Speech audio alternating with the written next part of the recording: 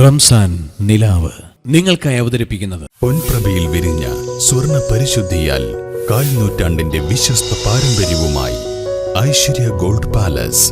സംശുദ്ധ സ്വർണവും ലേറ്റസ്റ്റ് ഡിസൈനുകളും ഏറ്റവും കുറഞ്ഞ പണിക്കൂലിയിൽ ഞങ്ങൾ ഇവിടെ അവതരിപ്പിക്കുന്നു. Traditional, modern, handmade, light weight തുടങ്ങി നിരവധി ഡിസൈനുകൾ. വിവാഹ പാർട്ടികൾക്ക് അഡ്വാൻസ് ബുക്കിംഗിലൂടെ സ്പെഷ്യൽ പാക്കേജുകൾ. ഇനി ഓരോ മുഹൂർത്തങ്ങളും ഐശ്വര്യയോടൊപ്പം ആഘോഷമാക്കൂ. Aishwarya gold palace, Thrissur road, Edappal, Nannammukku road, Changaramkulam.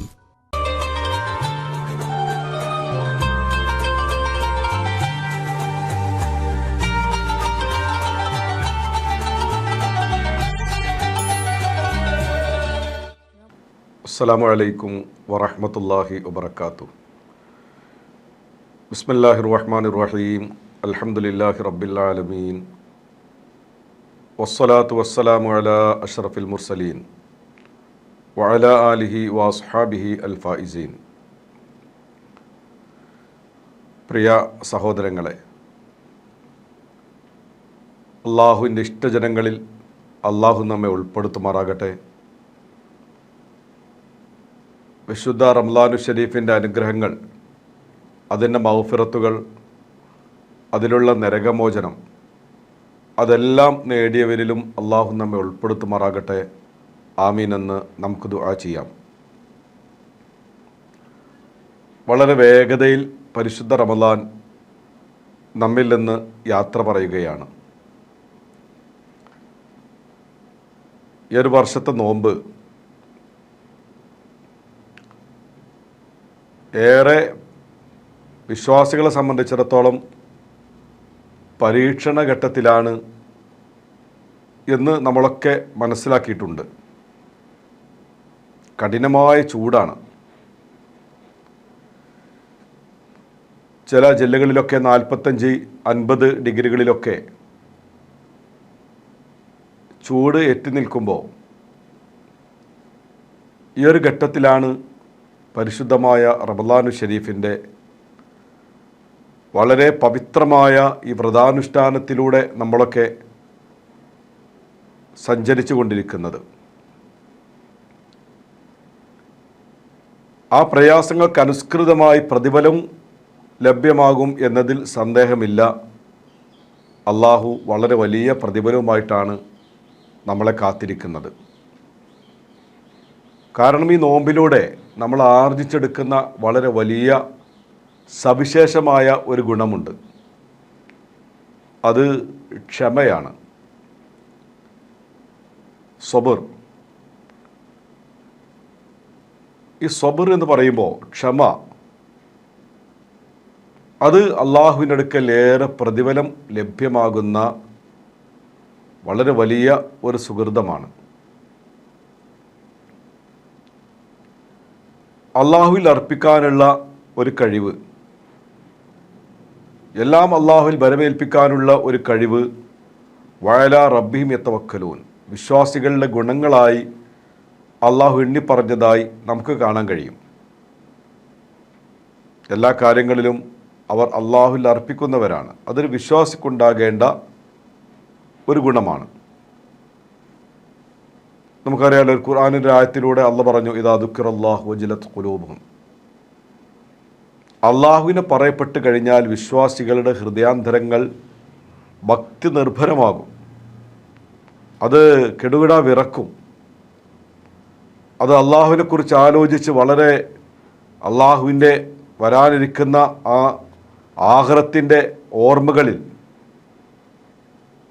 അവൻ വല്ലാതെ ഭയവിഹ്വലനാവുകയും അവൻ വിറകൊള്ളുകയും ചെയ്യുന്നു. വൈദാ തുലിയത് അലൈഹിം ആയാത്തു, അള്ളാഹുവിൻ്റെ ദൃഷ്ടാന്തങ്ങളെ പാരായണം ചെയ്യപ്പെട്ടാലോ, അള്ളാഹുവിൻ്റെ ഖുർആൻ ഓതപ്പെട്ടാൽ ആ മനുഷ്യൻ്റെ മേൽ തുലിയത് അലൈഹിം ആയാത്തു സാദത്തും ഈമാന, അവൻക്ക് ഈമാൻ വർദ്ധിക്കുന്നു. പിന്നീട് പറഞ്ഞ ഒരു ഗുണം വഅലാ റബ്ബിഹിം യതവക്കലൂൻ, എല്ലാ കാര്യങ്ങളിലും അവർ അള്ളാഹുവിൻ്റെ മേൽ ഭരമേൽപ്പിക്കുന്നവരുമാണ്. ഇതാണ് ഒരു വിശ്വാസിക്കുണ്ടാകേണ്ട ഏറ്റവും പ്രധാനമായ ഗുണമെന്ന് വിശുദ്ധ ഖുർആൻ വസ്തുനിഷ്ഠമായി ബോധ്യപ്പെടും വിധം നമ്മെ അറിയിക്കുകയാണ്. അപ്പോൾ ഈ തവക്കുൽ ഉണ്ടാകണമെങ്കിൽ എന്ത് വേണം? അവൻ ക്ഷമാശീലനായിരിക്കണം. നോമ്പ് ക്ഷമയിലേക്കാണ് മനുഷ്യനെ എത്തിക്കുന്നത്. ഇങ്ങനെ ക്ഷമ ശീലിച്ചാലുള്ള ഗുണമെന്താണ്? നാളെ ഹിസാബില്ലാതെ മഹ്ശറ കാണാതെ സ്വർഗത്തിൽ പോകാൻ സാധ്യതയുള്ള വിഭാഗങ്ങളിൽ അള്ളാഹുവിൻ്റെ പ്രവാചകൻ അഷ്റഫുൽ ഖൽഖ് മുഹമ്മദ് മുസ്തഫ സല്ലല്ലാഹു അലൈഹി വസല്ലമ തങ്ങൾ പറഞ്ഞ ഒരു വിഭാഗം ക്ഷമാശീലരാണ്. അവരോട് പറയും, ഉദ്ഖുലൂ, നിങ്ങൾ പ്രവേശിച്ചോളൂ, സ്വർഗത്തിലേക്ക് നിങ്ങൾ കടന്നോളൂ.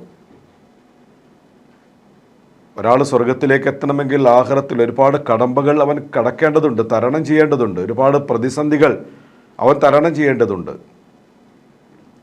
അപ്പോഴാണ് അവനെ സംബന്ധിച്ചിടത്തോളം സ്വർഗപ്രവേശനം സാധ്യമാകും. ഖബർ കഴിഞ്ഞ് മഹ്ശറ, ആ മഹ്ശറയുടെ ഘടോരമായ സാഹചര്യങ്ങൾ, മഹ്ശറയുടെ സാഹചര്യം എന്ന് പറയുമ്പോൾ അത് സംബന്ധമായി തന്നെ ധാരാളം നമുക്ക് പറയാനുണ്ട്. ഒരു ചാണകലത്തിൽ മാത്രം ജ്വലിച്ചു നിൽക്കുന്ന സൂര്യനും അതിൻ്റെ താപം സഹിക്കാൻ കഴിയാതെ പ്രയാസപ്പെടുന്ന മനുഷ്യർ, ഇതൊക്കെയുള്ള മഹ്ശറ. കാലിൽ ചെരുപ്പില്ലാതെ പൂർണ്ണ നഗ്നരായ സ്ത്രീ പുരുഷ സങ്കലനത്തോടു കൂടെ വല്ലാത്ത വലിയ ഭീതിജനകമായ ഒരവസ്ഥയിലൂടെ, അത് വാക്കുകളെ കൊണ്ട് പറയാൻ കഴിയാത്ത വിധം അത്യന്തം ഗൗരവതരമായി ചിന്തിക്കേണ്ട ഒരു സാഹചര്യം. എന്നാൽ ഈ മഹ്ശറ ഇവൻ കാണുന്നില്ല. അത് കഴിഞ്ഞാലുള്ള ഹിസാബ്, വിചാരണ, എല്ലാം കൃത്യമായി രേഖപ്പെടുത്തുന്ന കിതാബുകൾ, അവൻ്റെ നന്മ തിന്മകൾ തൂക്കുന്ന മീസാൻ, വേഗത്തിൽ വിട്ടുകിടക്കേണ്ട സിറാത്തുൽ മുസ്തഖീം, ഇതൊക്കെ കഴിഞ്ഞാലാണ് ഒരാൾക്ക് സ്വർഗം. എന്നാൽ ഇതൊന്നുമില്ലാതെ സ്വർഗത്തിൽ പോകുന്ന ആളുകൾ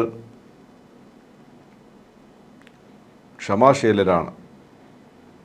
അവരിങ്ങനെ പോകുമ്പോൾ നോമ്പുകാർ, മറ്റൊരു തലത്തിൽ നമുക്ക് പറയാൻ കഴിയും, വ്രതാനുഷ്ഠാനം നിർവഹിച്ചവർ, അവരങ്ങനെ പോകുമ്പോൾ മലക്കുകൾ അവരോട് പറയും, നിങ്ങൾ നിൽക്കൂ, നിങ്ങൾ എങ്ങനെയാണ് നിങ്ങൾക്കതിന് കഴിയുന്നത്? അവർ പ്രതികരിക്കും, ഞങ്ങൾ നോമ്പ് നോറ്റവരാണ്, ഞങ്ങൾ ക്ഷമിച്ചവരാണ്. സബ്ബർന അൻഫുസന അല ത്വാഅത്തില്ല, സൃഷ്ടാവായ അള്ളാഹുവിന് വഴിപ്പെടുന്നതിൻ്റെ മേൽ ഞങ്ങളുടെ ശരീരങ്ങളെ ഞങ്ങൾ ക്ഷമിപ്പിച്ചവരാണ്, ഞങ്ങൾ ക്ഷമ ശീലിപ്പിച്ചവരാണ്. അപ്പോൾ ഇത് നോമ്പുകാർക്ക് കിട്ടുന്ന, നോമ്പ് നിമിത്തമായിട്ടുള്ള ക്ഷമാശീലർക്ക് കിട്ടുന്ന വളരെ പ്രതീക്ഷിക്കാവുന്ന ഒരു വലിയ പ്രതിഫലമാണ്. അള്ളാഹു കൂട്ടത്തിൽ നമ്മെ എല്ലാവരെയും ഉൾപ്പെടുത്തുമാറാകട്ടെ. അതിനെന്ത് വേണം? അതിൻ്റേതായ അർത്ഥത്തിൽ ആ പൂർണ്ണ ക്ഷമയോട് കൂടെ ഈ ഒരു മാസത്തിൻ്റെ വ്രതാനുഷ്ഠാനവും മറ്റ് ആരാധനാകർമ്മങ്ങളും ഉൾക്കൊള്ളാൻ നമുക്ക് കഴിയേണ്ടതുണ്ട്. നോമ്പ് നോക്കൂ നിങ്ങൾ, അത് നമ്മെ ആത്യന്തികമായി നമ്മൾ അതിലേക്ക് ഇറങ്ങിച്ചെന്ന് നമ്മളതിൻ്റെ നേട്ടമെന്ത് എന്ന് പരിശോധിക്കുമ്പോൾ കൃത്യമായി നമുക്ക് മനസ്സിലാക്കാൻ കഴിയുന്ന ഒന്ന്, നമ്മൾ പോലും അറിയാതെ ക്ഷമയുടെ വാഗ്ദാക്കളായി, ക്ഷമയുടെ പ്രയോക്താക്കളായി, ക്ഷമയുടെ അഹലുകാരായി നമ്മൾ മാറുകയാണ്. അന്നപാനീയങ്ങൾ വർജിക്കുമ്പോൾ അവിടെ നമ്മൾ ക്ഷമയുള്ളവരാകുന്നു. ആരാധനാകർമ്മങ്ങളിലേക്ക് പ്രവേശിക്കുമ്പോൾ അവിടെ നമ്മൾ ക്ഷമയുള്ളവരാകുന്നു. പൂർണ്ണമായി സുബഹി മുതൽ മഗ്രിബ് വരെ നമ്മുടെ ശാരീരികമായ ആഗ്രഹങ്ങൾക്ക് വിരുദ്ധമായി നമ്മളുടെ മാനസികമായ താല്പര്യങ്ങൾ ലവലേശം പോലും നമ്മൾ പരിഗണിക്കാതെ എല്ലാം അള്ളാഹുവിലേക്ക് അർപ്പിച്ചുകൊണ്ട് ആത്മീയമായൊരു പരിവേഷം രൂപപ്പെടുന്നതിന് വേണ്ടി പൂർണ്ണമായി നമ്മൾ ക്ഷമാശീലരാകുന്നു. ക്ഷമ അള്ളാഹുവിൻ്റെ വ്യത്യസ്തങ്ങളായ മഹാരഥന്മാരെ പരീക്ഷിച്ച വളരെ പ്രധാനമായ ഒരു കാര്യമാണ്.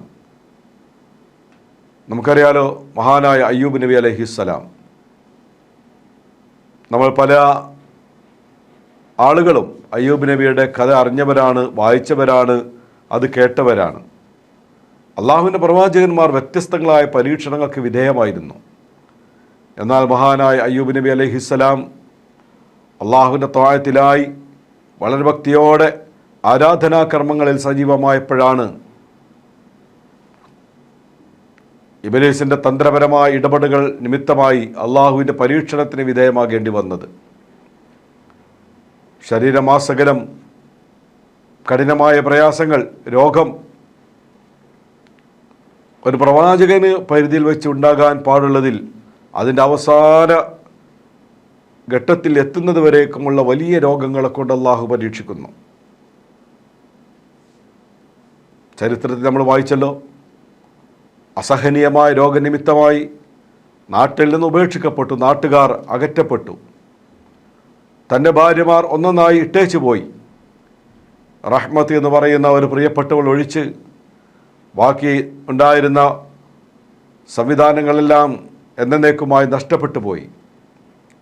അള്ളാഹുവിൻ്റെ തീരുമാനത്തിനനുസൃതമായി തൻ്റെ മക്കളെയും അള്ളാഹു തിരിച്ചെടുത്തു. പക്ഷെ അപ്പോഴും അല്പം പോലും ക്ഷമ കൈവിടാതെ അള്ളാഹു അഹദ് എന്ന അള്ളാഹുവിലുള്ള ആ ജ്വലമായ വിശ്വാസത്തിനൊരു പോറൽ പോലും ഏൽപ്പിക്കാതെ, ഈ ശരീരത്തിൽ വന്ന രോഗങ്ങളോ ഇതൊന്നും അല്പം പോലും തളർത്താതെ ആ മഹാനായ പ്രവാചകൻ അള്ളാഹുവിൻ്റെ മാർഗത്തിൽ പിടിച്ചു നിൽക്കുന്നു. ഭക്ഷണം കിട്ടാതെ പ്രയാസപ്പെടുന്നു. പല സ്ഥലങ്ങളിൽ പോയി വീട്ടുവേല ജോലി ചെയ്തു പോലും തൻ്റെ പ്രിയപ്പെട്ടവൾ എല്ലാവരും വിട്ടേച്ച് പോയപ്പോഴും ഭർത്താവിന് എങ്ങനെയായിരിക്കണം ഒരു ഭാര്യ എന്ന് ലോകസമക്ഷം മാതൃക നൽകിയ പ്രിയപ്പെട്ട റഹ്മത്ത് എന്ന് പറയുന്ന ആ സഹോദരി മാത്രം അവരുടെ കൂടെ സഞ്ചരിക്കുന്നു. അവസാനം അദ്ദേഹത്തിന് തസ്ബീഹ് ചെല്ലുന്ന നാവിന് രോഗാണുക്കൾ കയറി സംസാരശേഷി തന്നെ അവസാനിക്കുമോ എന്ന ഘട്ടമെത്തിയപ്പോഴാണ് മഹാനായ പ്രവാചകൻ ദുആ ചെയ്തത്, നാദാ, നിനക്ക് തസ്ബീഹ് ചെല്ലാൻ, നിനക്ക് തക്ബീർ ചെല്ലാൻ, നിന്നെ പ്രകീർത്തിക്കാൻ സങ്കീർത്തനങ്ങളുമായി എൻ്റെ സമയങ്ങൾ അള്ളാഹുവിൻ്റെ ത്വാഅത്തിൽ സമർപ്പിക്കാൻ എനിക്ക് കഴിയാതെ പോവുകയാണ്. അതുകൊണ്ട് ഇനി എന്നെ പരീക്ഷിക്കല്ല നാദാ എന്ന് ദുആ ചെയ്തപ്പോൾ ആ നിമിഷം അള്ളാഹുവിൻ്റെ വിധിയിൽ പൂർണ്ണ വിജയശ്രീലാളിതരായി പൂർവ്വ ഭംഗിയോട് കൂടെ അള്ളാഹു ശരീരം തിരിച്ചു നൽകുകയും ലോക ചരിത്രത്തിൽ തന്നെ പ്രഗത്ഭനായ പ്രവാചകനെ ലോകത്തേക്ക് സമർപ്പിക്കുകയും ചെയ്തത് നമ്മളൊക്കെ അറിഞ്ഞവരാണ്.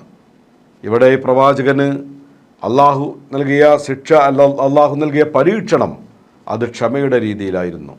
ആ പരീക്ഷണത്തിൽ പൂർണ്ണാർത്ഥത്തിൽ അദ്ദേഹം വിജയിച്ചുവെങ്കിൽ നമുക്കൊക്കെ അങ്ങനെയുള്ള പരീക്ഷണങ്ങൾ ധാരാളം വരാം. സാമ്പത്തികമായി വരാം, ശാരീരികമായി വരാം, കുടുംബപരമായി വരാം. ഇങ്ങനെ മനുഷ്യൻ്റെ ജീവിതം തന്നെ വ്യത്യസ്തങ്ങളായ പരീക്ഷണങ്ങളാണ്. ആ പരീക്ഷണ ഘട്ടങ്ങൾ അതിജയിച്ചുകൊണ്ട് വളരെ തൻ്റെ അടുത്തോടു കൂടി അള്ളാഹുവിൻ്റെ ത്വാഅത്തിലായി ജീവിക്കാനും സൃഷ്ടാവായ അള്ളാഹുവിൻ്റെ പൊരുത്തത്തിലായി വിടവാങ്ങാനും അതിനുള്ള തീവ്രമായൊരു പ്രയത്നമാണ് നമ്മുടെ ഭാഗത്തു നിന്ന് ഉണ്ടാകേണ്ടത്. കരുണക്കടലായ അള്ളാഹു അതിന് നമുക്ക് ഏവർക്കും തൗഫീക്ക് നൽകി നമ്മെ അനുഗ്രഹിക്കുമാറാകട്ടെ. ആമീൻ എന്ന പ്രാർത്ഥനയോടെ ഇൻഷാ അല്ലാഹ് തൽക്കാലം ഇവിടെ ചോദിക്കുന്നു. വാഹിർ ദഅവത്തി അൽഹംദുലില്ലാഹ്. അസ്സലാമു അലൈക്കും വറഹ്മത്തുള്ളാഹി വബറകാതുഹു.